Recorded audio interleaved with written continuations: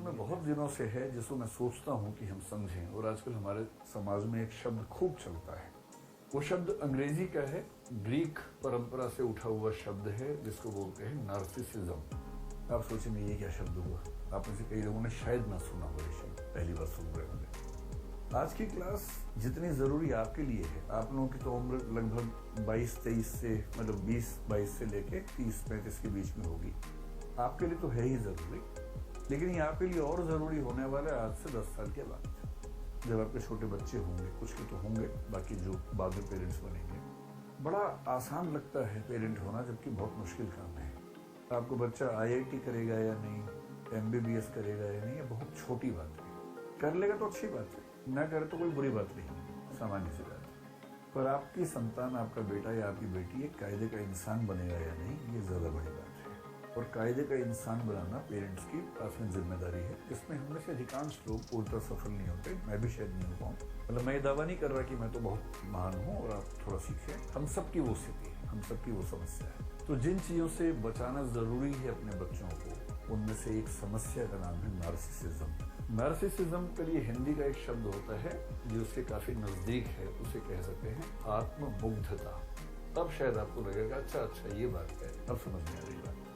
आत्ममुग्ध होना होता है, छोटे बच्चों में टेंडेंसी ज्यादा दिखती है, क्योंकि छोटे बच्चे ईगोसेंट्रिक होते हैं। ईगोसेंट्रिक का मतलब दुनिया के सेंटर में खुद को रख के जीवन को देखते हैं। एक शब्द आपने सुना होगा जिसको बोलते हैं सेल्फ कॉन्फिडेंस।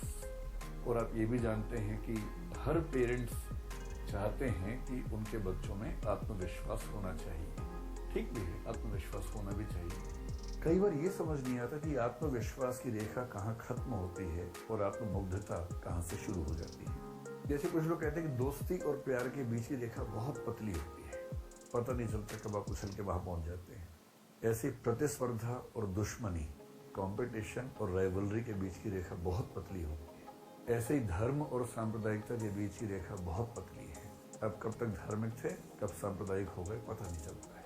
ठीक ऐसे ही आत्मविश्वास से भरे होना और आत्ममुग्ध हो जाना, इसके बीच की रेखा भी बहुत पतली है, पर रेखा है। उस रेखा को समझना, उसको पहचानना बहुत जरूरी है। मोटे तौर पर आत्मविश्वास एक बहुत अच्छी क्वालिटी है, पॉजिटिव क्वालिटी है, होनी चाहिए। और नार्सिसिज्म यानी आत्ममुग्धता एक ऐसी स्थिति है जो कि न केवल उस व्यक्ति के लिए समस्या है जिसको है, बल्कि उसके आसपास के समाज के लिए भी समस्या बन जाती है। टॉक्सिक समाज बनता है, विष भरा समाज बनता है। तो समझेंगे, बहुत प्यार से समझेंगे, मोहब्बत से समझेंगे, एग्जाम्पल से समझेंगे, फिल्मी गीतों से समझेंगे कि ये क्या है, और फिर चेक करेंगे कि हमारे अंदर है कि नहीं है। मतलब मनोविज्ञान पढ़ते हुए एक सामान्य टेम्परामेंट क्या होता है कि मैं तो ठीक हूँ, बाकियों के अंदर है इस प्रॉब्लम। और मजे की बात है, बाद में समझ में आता है कि नहीं, मैं भी ठीक नहीं हूँ, मेरे अंदर भी है। तो शब्द को लेकर तनाव मत लीजिएगा, ये शब्द कहाँ से आया, मैं भी आपको इसकी पूरी कहानी समझाऊंगा, फिर आप समझ जाएंगे कि इतना मुश्किल शब्द क्यों बनाया गया। इसके पीछे कहानी है, रोचक कहानी है। उसमें आने से पहले पिछले 30-40 साल में दुनिया भर में, विशेष रूप से पश्चिम में, देखा गया है कि नार्सिसिज्म यानी आत्ममुग्धता की टेंडेंसी बहुत बढ़ी है। ऐसे सर्वे हुए, और मैं हवाई बात करने से बचता हूँ, मैं तो जो मेडिकल साइंस के सर्वेज हैं, साइकोलॉजी की एसोसिएशन के सर्वेज हैं, उनके बेस से बात करता हूँ। एक सर्वे ने बताया कि 1962 और 1990 के बीच में अंतर ये है अमेरिका में कि 1962 में 12% किशोर बच्चों में, एडोलेसेंट बच्चों में ये टेंडेंसी देखी गई थी, और ये टेंडेंसी 1990 के दशक में आते हैं तो लगभग 77 से 80% बच्चों में देखी जा रही है। 12% से 80% की बात कर रहा हूँ मैं, 1-2% की बात नहीं कर रहा। तो एक बड़ी समस्या तो है। भारतीय समाज में उतनी बड़ी समस्या कुछ लोग मानते हैं कि नहीं है, लेकिन ये मानना पड़ेगा कि आज के समय में वो भी दिखना शुरू हुआ है। एग्जाम्पल से बात करते हैं ना, सैद्धांतिक बात क्यों करें। आत्ममुग्धता का एक लक्षण होता है व्यक्ति को ये लगने लगना कि उसके जैसा कोई नहीं, मैं इतनी सुंदर हूं, मैं क्या करूं। अब आप रिलेट कर पा रहे हैं? अगर आपके आसपास कोई ऐसे बोले मैं इतनी सुंदर हूं, मैं क्या करूं, तो उसको बोलना तुम्हें नार्सिसिस्टिक पर्सनैलिटी डिसऑर्डर है, NPD है, इलाज करवा लो। कोई उससे भी एग्रेसिव हो जाता है, कभी उसको लगता है कि उसके बिना दुनिया चल ही नहीं सकती, मैं नहीं तो कौन बे। कुछ दिन पहले कोई रैपर है, मैं जानता नहीं, मैं रैप सुनता नहीं हूँ, तो कोई लड़की है, वो मैं नहीं तो कौन बे गा रही थी। कुछ लोगों ने मेरा एक वीडियो साल में चिपका दिया उसके। मैं क्लास में हंसी मजाक में एक शेर बता रहा हूँ बच्चों को, तू नहीं कोई और सही, कोई और नहीं कोई और सही, बहुत लंबी है ज़मीं मिलेंगी लाख हंसी इस जमाने में सनम तू अकेली तो नहीं। तो लोगों ने इस तरह चलाया कि मैं उसे जवाब, मैं तो जानता भी नहीं उसको कौन है, जबरदस्ती लोगों ने कर दिया। पर ये दोनों ही लक्षण नार्सिसिज्म के हैं। अगर कोई कहे मैं नहीं तो कौन बे, तो क्या बोलना है, इलाज करवा दो। इस चीज का नार्सिसिस्टिक पर्सनैलिटी डिसऑर्डर, एनपीडी बोलेंगे। और अगर कोई ये कहे तू नहीं कोई और सही, तो भी इलाज करवाना है, क्योंकि इस व्यक्ति को भी जरूरत से ज्यादा आत्मविश्वास अपने ऊपर हो गया है। जब इस तरह के वाक्य सुनने लगे आप, तो समझिए कि कुछ गड़बड़ है। अगर किसी को लगे कि मैं संविधान से ऊपर हूँ, कानून से ऊपर हूँ, सब मेरे सामने छोटे हैं, और वो कहे हम जहाँ खड़े होते हैं लाइन वहां से शुरू होती है, कालिया फिल्म में अमिताभ बच्चन जेल में कह रहे हैं, तो उसको क्या कहना है, तुम्हारी लाइन अलग है, वो मनोविज्ञान के रोगियों की लाइन है, वहां तुमसे ही लाइन शुरू होगी, क्योंकि तुम्हारा इलाज होना है। ये तीसरा लक्षण है। कभी कभी किसी को लगता है कि इस पूरे ब्रह्मांड में मेरे जैसा कोई है नहीं, सब तो मेरे हाथों हो रहा है, मुझसे बड़ा कौन है। सेक्रेड गेम सीरीज में नवाजुद्दीन सिद्दीकी का एक डायलॉग आता है, कभी कभी तो लगता है कि अपनिच भगवान है, अपनिच भगवान है। और रोचक बात है कि नार्सिसिज्म के डिसऑर्डर को कुछ लोगों ने एक नाम दिया है, गॉड कॉम्प्लेक्स। जब किसी को लगने लगे कि वो भगवान है या भगवान जैसा है, भगवान के बाद नंबर 2 पे आता है, तो समझ लो कि सीवियर प्रॉब्लम में है, गंभीर किस्म का नार्सिसिज्म उसको है। तो कभी अगर आपको भी लगता हो कि अपनिच भगवान है, तो इसका मतलब सीरियस बीमारी है, हल्के फुल्के नहीं, सीरियस। आप लोग तो छोटे हैं, जब आप पैदा हुए थे उसके आसपास एक फिल्म आई थी हिंदी में, राम तेरी गंगा मैली, शायद आप नाम सुना होगा। उसमें नायक नायिका को संबोधित करके गीत गा रहा है, और नार्सिसिज्म का इतना बड़ा लक्षण मैंने कभी नहीं देखा। वो क्या कह रहा है, मुझको देखोगे जहां तक, मुझको पाओगे वहां तक, रास्तों से कारवां तक, इस जहां से उस जहां तक, मैं ही मैं हूँ, मैं ही मैं हूँ, दूसरा कोई नहीं। यदि आपकी जिंदगी में ऐसा प्रेमी प्रेमिका आ जाए, तो सीधे लेके जाना है साइकियाट्रिस्ट के पास। आपकी जिम्मेदारी बनती है, सच्चा प्रेम करते हैं तो उसका इलाज करवाइए, क्योंकि यदि आपने उसका इलाज नहीं करवाया तो वो आपका इलाज कर देगा। और जो नार्सिसिस्ट किस्म के दोस्त होते हैं, नार्सिसिस्ट किस्म के प्रेमी प्रेमिका होते हैं, पति पत्नी होते हैं, उनका लक्षण ये है, वो शुरुआत करते हैं लव बॉम्बिंग से। लव बॉम्बिंग मनोविज्ञान का कंसेप्ट है, लव बॉम्बिंग। प्यार की बमबारी कर देंगे आपके ऊपर, इतना ज्यादा मैसेज देंगे, miss you, love you, like you, ये वो। 24 घंटे में कम से कम 500 मैसेज करते हैं। और आप सोचेंगे कि इतना प्रेम करने वाला मनुष्य मुझे मिला है, ऐसा तो दुनिया में किसी को नहीं। ये पहला फेज है, ये स्थायी नहीं है, ये सिर्फ पहला फेज है। वो दरअसल सिर्फ अपने आप से प्यार करता है, और इस समय आपको प्यार करने की वजह से वो अपने आप से प्यार कर पा रहा है। आप केवल एक टूल हैं, जिसको हासिल करके उसको खुद से प्यार करने की वजह मिल गई है। और ऐसे व्यक्ति में जो अगला स्तर आता है, उसको गैस लाइटिंग बोलते हैं मनोविज्ञान में। गैस लाइटिंग शब्द आपने सुना या नहीं सुना पता नहीं। गैस लाइटिंग एक टर्म है, इसका मतलब ये होता है दूसरों को इतना छोटा करके साबित कर देना, इतना आरोप लगाना कि वो बेचारा अपनी सहजताओं को भी पाप समझने लगे, अपनी कमजोरी समझने लगे। जैसे सुबह मान लीजिए उठने की बात है, सबका मन करता है आराम से उठने का, ये रात शाम तो 8 बजे उठेंगे। अगर पत्नी एक दिन थोड़ा सा लेट उठ गई तो उसको इतना सुना देगा, तुम कैसी औरत हो, कोई शर्म नहीं तुम्हारे अंदर, तो तुम 8 बजे उठ रही हो, खुद रोज 8 बजे उठता है, 8 बजे उठ रही हो, नरक जाओगी तुम तो। मेरी माँ को देखो 4 बजे उठती है सुबह। इतना सुना देगा कि उस बेचारी को सुबह 8 बजे उठना इतनी गिल्ट फीलिंग हो जाएगी कि वो धीरे धीरे खुद को धिक्कारते खत्म हो जाएगी। ये इसका उल्टा भी हो सकता है, कोई महिला किसी पुरुष को करे, ये भी हो सकता है। अपने साथी को, अपने दोस्त को, अपने पति को, पत्नी को, अपने किसी रिश्तेदार को उन चीजों के लिए ब्लेम करना जो दरअसल ब्लेम करने वाली नहीं, इतना ब्लेम करना कि वो बेचारा इंफीरियोरिटी कॉम्प्लेक्स में, गिल्ट कॉम्प्लेक्स में चला जाए, इसको बोलते हैं गैस लाइटिंग। तो यदि कोई प्यार की बमबारी कर रहा हो तो खतरा है कि अगला स्तर ये आने वाला है, फिर वो आपको हर चीज के लिए जिम्मेदार साबित करेगा, आपका आत्मसम्मान छीन लेगा, सेल्फ रिस्पेक्ट, सेल्फ एस्टीम खत्म कर देगा। ये मोटा मोटा लक्षण जो है, ये लक्षण अगर किसी व्यक्ति में आपको सारे एक साथ दिख जाए तो उसको हम कहेंगे कि वो नार्सिसिस्टिक व्यक्ति है या नार्सिसिस्ट है। आपके मन में एक सवाल ये आ रहा होगा कि इतना मुश्किल नाम क्यों रखा है इसका? इसके पीछे एक कहानी है, और उस कहानी का जो केंद्रीय चरित्र है उसका नाम है नार्सिसस, और नार्सिसस के नाम से इसका नाम पड़ गया नार्सिसिज्म। दरअसल कहानी 2 कैरेक्टर्स की है, एक नार्सिसिस है और एक ईको है या एको है, जो भी आप बोलते हैं उसको। देखिए, दुनिया के सभी धर्मों में जो शुरुआती कथाएं हैं, कहानियां हैं, बहुत रोचक कहानियां हैं। उन कहानियों का एक पर्पस क्या होता है कि नैतिक विचार सिखाने के लिए कहानी का इस्तेमाल करें। जब आप छोटे थे, आपको याद होगा, आपके पेरेंट्स आपको कहानियां सुनाते होंगे। आपकी पीढ़ी तो नहीं सुना पा रही है। जब आप पेरेंट्स बनेंगे तो कहानियां शायद नहीं सुना पाएंगे, क्योंकि बच्चा सुनना भी नहीं चाहिए। वो कहेगा आप चुप रहो, मैं टीवी में देख लूंगा। डोरेमोन आ रहा है, मैं उसकी कहानी सुन लूंगा, और शिनचैन आ रहा है, मुझे उसमें ज्यादा रुचि है, आपकी कहानी में कम रुचि है। लेकिन आज से 1-2 पीढ़ी पहले तक सारे बच्चे कहानियां सुन सुन के बड़े हुए हैं। और पेरेंट्स की कोशिश क्या होती थी, कहानियों के माध्यम से बच्चों को नैतिक मूल्य सिखा दें। ये दुनिया के हर समाज में होता था। और बच्चे कई मुश्किल सवाल पूछ लेते हैं, उनका जवाब देने के लिए भी कल्पनाएं कर लेते हैं। जैसे मैं सोचता हूँ कि ग्रीक समाज में किसी बच्चे ने पूछा होगा कि जैसे आप कहीं जंगल में जाके जोर से आवाज दें तो आवाज बार बार रिपीट होती है, बाद में एको होती है। तो बच्चे पूछते हैं कि ये आवाज कहाँ से आ रही है। अब उस समय फिजिक्स इतनी विकसित नहीं थी कि फिजिक्स के बेस पे इसका आंसर आप दे सकें। तो फिर लोग कल्पनाएं कर लेते हैं। उन्होंने कल्पना कर ली कि ये जो आवाज है, इस आवाज के पीछे कहानी है बेटा, और वो जो कहानी है, वो कहानी ये कहानी है। तो क्या कहानी है, सुन लीजिए, फिर आपको पूरा अंदाजा हो जाएगा कि ये शब्द कहाँ से पैदा होगा। एक बहुत प्रसिद्ध लेखक हुए हैं रोमन लिटरेचर में, ओविड नाम के। उनका एक महाकाव्य आपने नाम सुना होगा, मेटामॉर्फोसिस उसका महाकाव्य का नाम है, जो सीजर ऑगस्टस के समय में लिखा गया था, यानी कि ईस्वी पूर्व 27 से ईसा पश्चात 14 के बीच में कभी लिखा गया था, मतलब ईसा मसीह के दौर में लिखा गया था लगभग। उसमें जो भाग 3 है, उसमें कहानी आती है, ये वाली कहानी। क्या कहानी? ग्रीक कहानी, ग्रीस की, यूनान की कहानी। ये एक लड़का था नार्सिसस, और ये कौन था? तो एक देवता है, नदियों के देवता।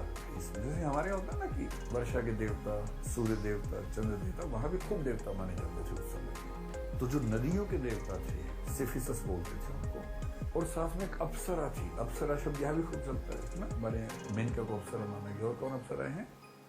उर्वशी है, रंभ है ना। अप्सराओं की कहानी यहाँ भी है, वहां भी होती है अप्सरा की कहानी। निम्फ बोलते हैं, NYMPH। निम्फ का मतलब होता है अप्सरा ग्रीक लिटरेचर में। तो एक अप्सरा थी वहां, जिसका नाम था लिरियोपे। तो लिरियोपे नाम की अप्सरा और सिफिसस नाम के नदी देवता का जो पुत्र था, उसका नाम था नार्सिसस में एंडेथिका। अब अप्सरा का बेटा है, देवता का बेटा, तो स्मार्ट, सुंदर तो होगा ही होगा, बहुत ही सुंदर। हमें अक्सर गलतफहमी ये होती है कि अपनी सुंदरता की वजह हम है, जबकि हम होते नहीं, उसकी वजह तुक्के से मिली होती है वो। तो इस बेचारे को ये नहीं पता था, जो आपको पता है कि तुक्का है। इतना सुंदर था कि इस पे वो गाना सूट करता है, मैं इतना सुंदर हूं, मैं क्या करूं क्या करूं। सच में सूट करता है। इतना सुंदर था कि जो इसको देखता था पागल हो जाता था, इतना सुंदर। पर जितना सुंदर था उतना घमंडी भी था, घोर अहंकारी।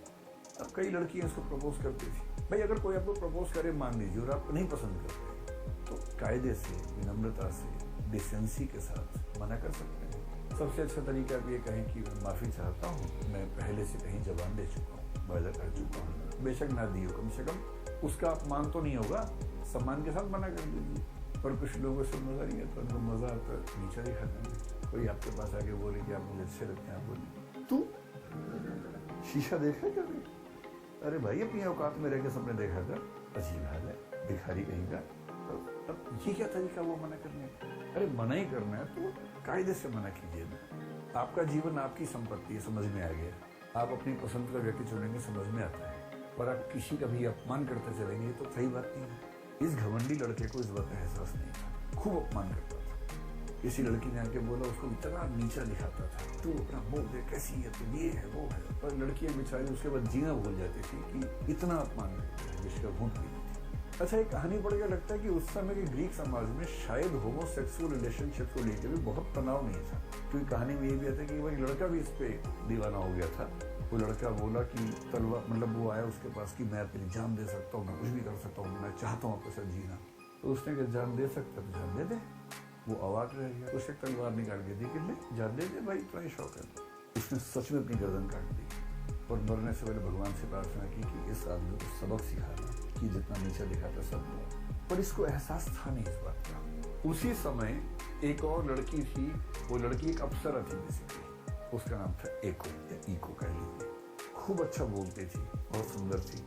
और एक देवी वीनस ने उसको एक बार कहा था कि तुम सबसे सुंदर अप्सराओं में से एक हो। बड़ी तारीफ की उसकी। बड़ी चंचल थी, खूब बोलने में शौकीन थी।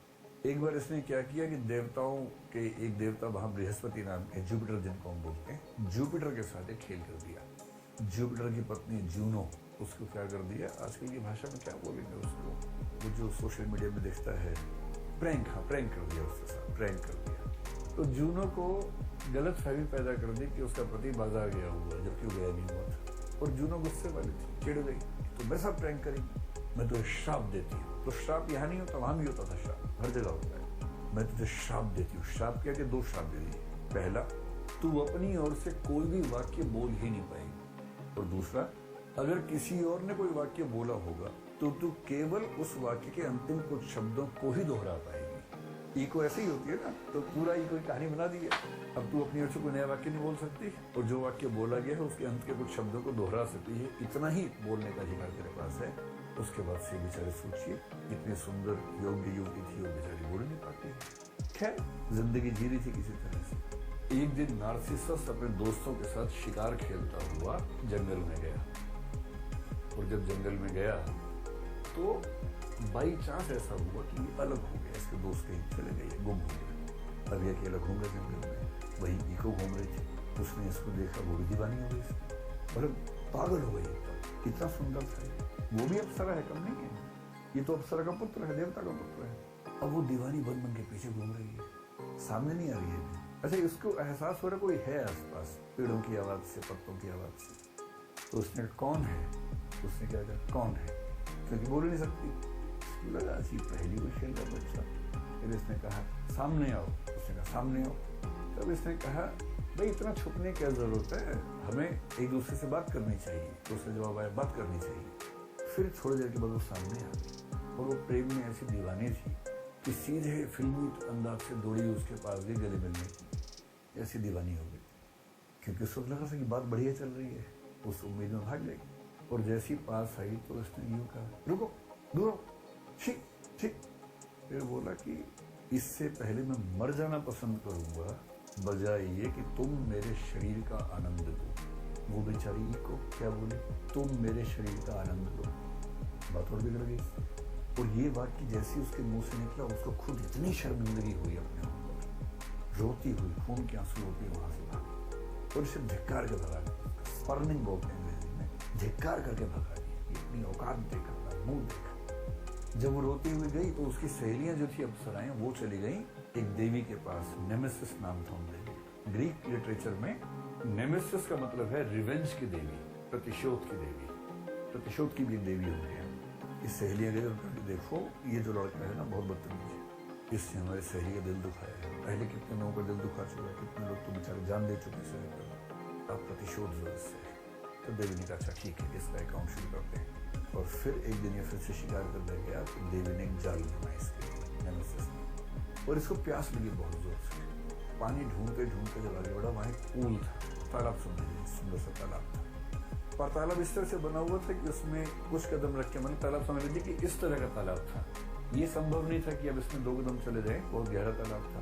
तो यहाँ लेट के फिर पानी निकालने की स्थिति थी ऐसे करके। तो एक पेट के बल लेटा, जैसे पानी निकालने के पीने के लिए, और जैसे ही लेटा, इसको अपनी ही परछाई देखी पानी के अंदर। तो जब ये पैदा हुआ था, एक साधु को बुलाया गया था। साधु से पूछा गया कि इस बच्चे का भविष्य क्या होगा। जैसे हमारे यहाँ होता था, वहाँ भी होता था, बच्चे का भविष्य क्या होगा। साधु ने कहा कि जब तक ये अपने आप को नहीं जानेगा, तब तक इसका जीवन बहुत अच्छा रहेगा। जिस दिन इसने खुद को जान लिया, मुश्किल हो गया। और आज उसने पानी में अपने रिफ्लेक्शन को देख लिया। जैसी देखा, ये खुद दीवाना हो गया। अच्छा, इसको ये नहीं पता था कि वो रिफ्लेक्शन है। उस समय तक विज्ञान उतना विकसित नहीं था कि समझ जाए कि रिफ्लेक्शन है। उसको लगा कोई और है, पानी के अंदर का देवता है शायद कोई। ये इतना पागल हो गया, जितनी पागल इको हुई थी इसके लिए, उतना ही पागल हो गया। और सहेलियों ने यही कहा था कि इसको भी ये पीड़ा समझ में आनी चाहिए कि जब हम किसी से प्रेम करते हैं, वो जब हिकारत से बात करता है तो कैसा लगता है। तभी बेचारा उससे कह रहा तुम कौन हो दोस्त।